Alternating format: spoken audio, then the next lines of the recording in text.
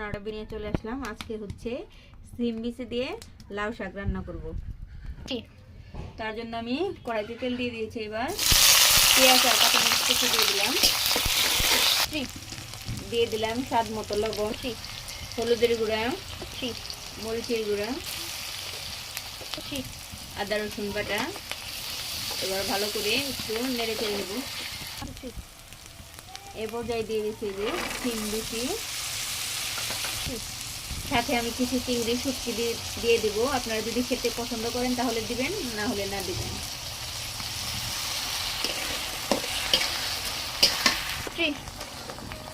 এগুলোকে একটু ভালো করে কষিয়ে নেব।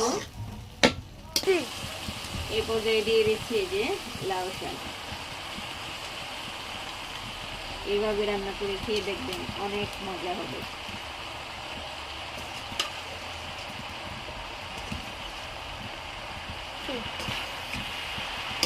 একটু নাড়াচাড়া দিয়ে ভালো করে কষিয়ে নেব।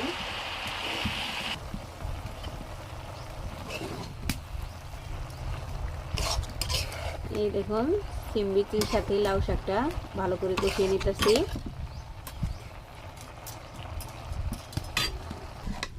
এই দেখেন, শাকটা প্রায় আমার ভালো করে কষানো হয়ে গেছে। এই পর্যায়ে আমি একটু পানি দিয়ে আরো 5-7 মিনিট রান্না করে নিব। এই যে এই পর্যায়ে আমি পানি দিয়ে নিচ্ছি। এই যে পানি দিয়ে দিলাম। এবার 5 মিনিট রান্না করে নিব।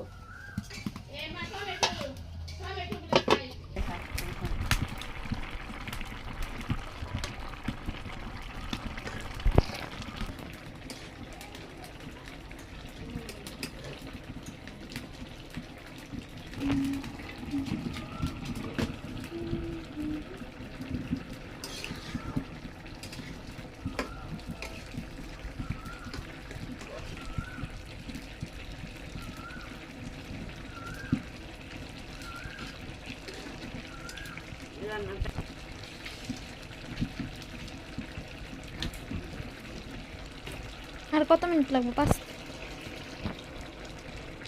মানে রান্না শেষ হইতে? রান্না শেষ হইতে 4-8 মিনিট।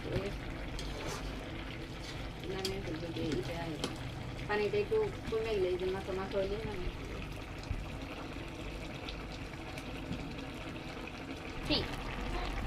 এই দেখেন, আমার লাউ শাক সিমের বিচি দিয়ে রান্না করা শেষ।